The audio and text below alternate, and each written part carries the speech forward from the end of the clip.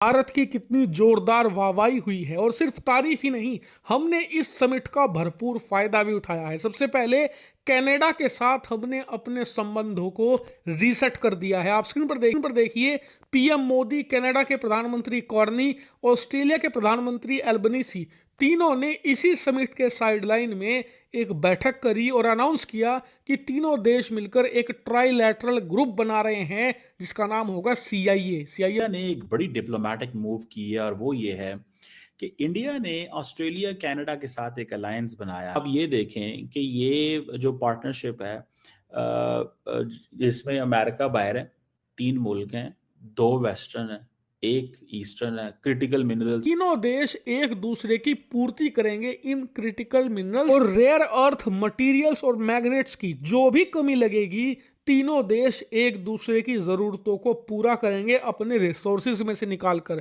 किसी को खला हो या ना खला हो, ट्रम्प को और ट्रम्प की एडमिनिस्ट्रेशन को इस चीज से काफी ज्यादा फर्क पड़ा है और काफी ज्यादा नुकसान जो है अब इसको झेलना पड़ेगा। ट्रम्प को ये चीज खली होगी कि वो G20 समिट में आखिर गया क्यों नहीं। और देखा जाए तो नरेंद्र मोदी जी जो है नहीं, एक फिल्म का जो सुपरस्टार होता है, जो सारी महफिल में पूरा मूवी का सीन जो है वो मेन वो ले लेता है, ठीक वैसे ही नरेंद्र मोदी जी ने G20 समिट में सारा वो ले लिया। इसको देख करके अमेरिकी राष्ट्रपति डोनाल्ड ट्रंप को काफी ज्यादा तकलीफ जो है वो उठानी पड़ रही है, क्योंकि G20 समिट के अंदर कनाडा, ऑस्ट्रेलिया और भारत के बीच में जो एक बायोलॉजिकल ट्रेड जो सामने निकल के आ रही है, डील जो है वो फिक्स हुई है, उसके बाद से अमेरिकी डोनाल्ड ट्रंप को काफी बड़ा सदमा जो है ये सुनकर लगा है और उनको कहीं ना कहीं ये जरूर लगा होगा। इंडिया और कनाडा के जो ताल्लुकात हैं वो बहुत ज़्यादा बुरी तरह जो है वो ख़राब हुए थे।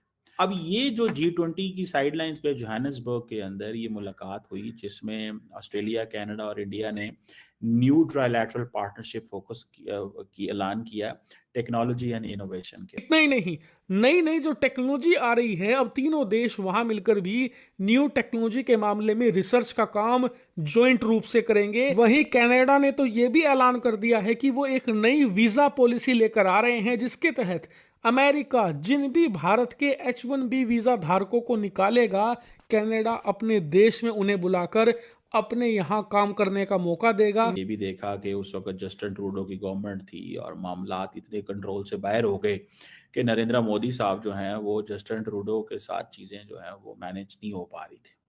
अब उन्होंने क्या किया है, अब उन्होंने ये किया, उन्होंने कहा यार ऐसे करो कि इनको how to get back Australia, Australia को वापस कैसे लेके आना है, ऑस्ट्रेलिया को और कनाडा को वापस कैसे लेके आना है। तो उन्होंने कहा जी ठीक है, एक अलायंस बनाते हैं। कमेंट्स पढ़िए दक्षिण अफ्रीका के जो लोकल पॉलिटिशियंस हैं, जो एमपी हैं, जो बिजनेसमैन हैं, पत्रकार हैं, वो क्या लिख रहे हैं भारत के बारे में और पीएम मोदी के बारे में भी, जिसमें वो भारत को बार बार थैंक यू कह रहे हैं। कोई कह रहा है कि भारत ने बिल्कुल सही इस्तेमाल किया है G20 समिट का, कोई कह रहा है कि ना पुतिन आए, ना ट्रंप, ना शी जिनपिंग, उसके बावजूद दक्षिण अफ्रीका में हो रहा G20 समिट फेल नहीं हुआ, बहुत जोरदार तरीके से सफल हुआ और उसका कारण है पीएम मोदी है। और सिर्फ इन क्लीन एनर्जी, आर्टिफिशियल इंटेलिजेंस, इन सारी एरियाज के अंदर। और उन्होंने कहा जी कि हमें कैसे अपने एम्बिशंस और इन चीज़ों को फुलफिल करना है। और उन्होंने अच्छा, अब इंडिया का क्या है कि इंडिया के ऑस्ट्रेलिया के साथ 2+2 रहा है, ठीक है। इंडिया का अमेरिका के साथ भी 2+2 है लेकिन वो हो नहीं रहा।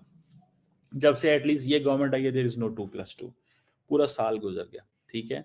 और ऑस्ट्रेलिया के साथ 2+2 जो होता है, इंडिया ने ऑस्ट्रेलिया के जरिए कनाडा के ऊपर वर्क किया है और वो ये है कि इंडिया ने ऑस्ट्रेलिया कनाडा के साथ एक अलायंस बनाया है और ये एक नई पार्टनरशिप इंट्रोड्यूस कराई है G20 में। ये बेसिकली एक ट्राइलैटरल टेक्नोलॉजी पार्टनरशिप है। ये जो इंडिया और कनाडा के जो ताल्लुकात हैं वो बहुत ज़्यादा बुरी तरह जो है वो ख़राब हुए थे। और आपने ये भी देखा कि उस वक्त जस्टिन ट्रूडो की गवर्नमेंट थी और मामलात इतने कंट्रोल से बाहर हो गए कि नरेंद्र मोदी साहब जो हैं वो जस्टिन ट्रूडो के साथ चीज़ें जो हैं वो मैनेज नहीं हो पा रही थी। अब उन्होंने क्या किया है, अब उन्होंने हम बड़ी गेम ना करें, अमेरिका में नहीं भी सपोर्ट देता तो ठीक है, हम इनके साथ मिलके काम कर लेंगे। That's what Indians are doing. That's what Indians are doing, and that's what Indians are working on that. मुझे कम अज़ कम ये चीज़ जो है वो नज़र आ रही है कि कनाडा और ऑस्ट्रेलिया को एडवांटेज ये है कि वो कहते हैं यार हमें ये आइसोलेट करना हमें मैन पावर चाहिए, हमें अच्छी मैन पावर वहाँ से मिल जाएगी, सस्ती मैन पावर मिल जाएगी, ठीक है ना जी। या कैसे चीज़ें जो हैं वो होंगी फ्यूचर के अंदर, बट मेरी अंडरस्टैंडिंग ये है कि अगर India has been able enough to win the Canadians back, और इसमें कनाडा ने भी थोड़ी अपनी पोजीशन जो है उसको पीछे हुए हैं कनाडा वाले। वो कैसे पीछे हुए हैं? उन्होंने कहा भाई हमें इतना ज़्यादा ज़रूर लड़ने करने की क्या ज़रूरत है, ठीक है। तो हम ये करते हैं कि हम पीछे हट जाते हैं, ठीक है। अब ये आइसोलेट करना हमें मैन पावर चाहिए, हमें अच्छी मैन पावर वहाँ से मिल जाएगी, सस्ती मैन पावर मिल जाएगी, ठीक है ना जी। अच्छी और सस्ती मैन पावर वहाँ से हमें मिल जाएगी, ठीक है जी। ये उनको एक एडवांटेज जो है वो चाहता है। और मैं तो ये समझता हूँ कि पाकिस्तान ने गुर्बत के लिए खुद ऑप्ट किया है।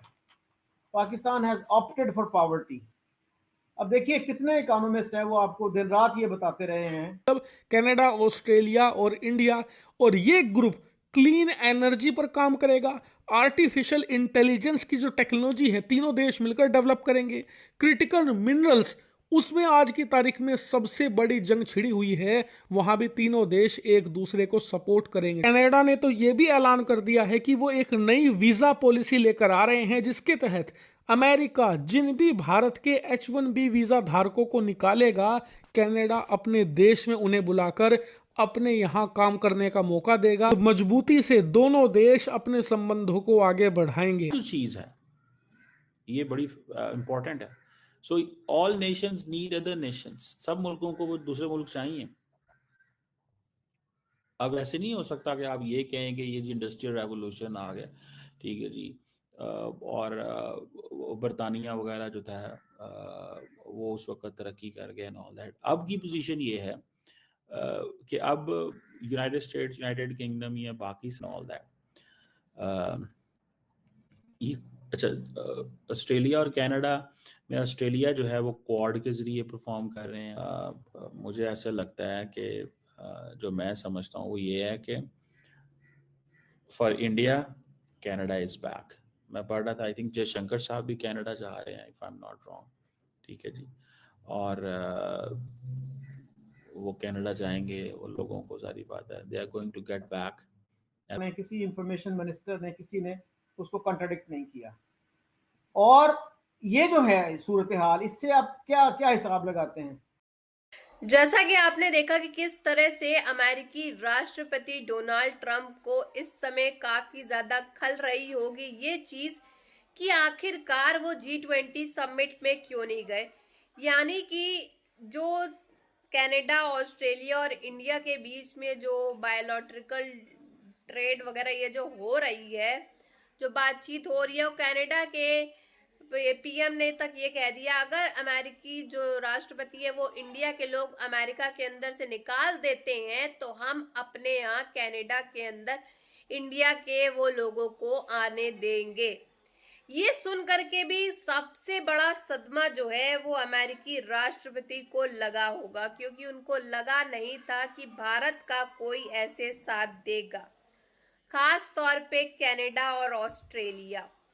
अब ऑस्ट्रेलिया के प्रधानमंत्री के साथ, कनाडा के प्रधानमंत्री के साथ जो ताल्लुकात और जो संबंध भारत के प्रधानमंत्री नरेंद्र मोदी जी के सामने निकल के आ रहे हैं, इसको देख करके तो जाहिर सी बात है अमेरिका की तो जलनी थी और पाकिस्तान की भी जल गई, क्योंकि ना ही अमेरिका के राष्ट्रपति आए थे, ना ही पाकिस्तान का प्रधानमंत्री इसमें आया था।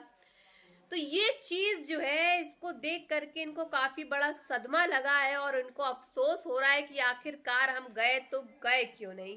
और वहीं G20 समिट के अंदर टर्की के जो एर्डोगन है वो आए थे, तो नरेंद्र मोदी जी ने उनको भाव तक नहीं दिया, ना उनसे बात करी, क्योंकि वो बहुत अच्छे से जानते हैं कि टर्की जो है वो कहीं ना कहीं मास्टरमाइंड है और कहीं ना कहीं वो पाकिस्तान का पूरी तरह से साथ देता है और ये हमारा दुश्मन है, कट्टर दुश्मन।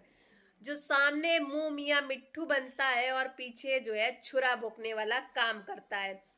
ठीक वैसे ही अमेरिका के राष्ट्रपति डोनाल्ड ट्रंप भी सेम ऐसे ही भारत के साथ ये ताल्लुकात बनाते हैं, सामने मुंह मियां मिट्ठू और पीछे से छुरा भोंकने वाले ये काम करते हैं। बहरहाल आप सबकी क्या राय है कमेंट बॉक्स में जरूर बताइएगा। अगर वीडियो अच्छी लगी हो तो like share and comment and subscribe please.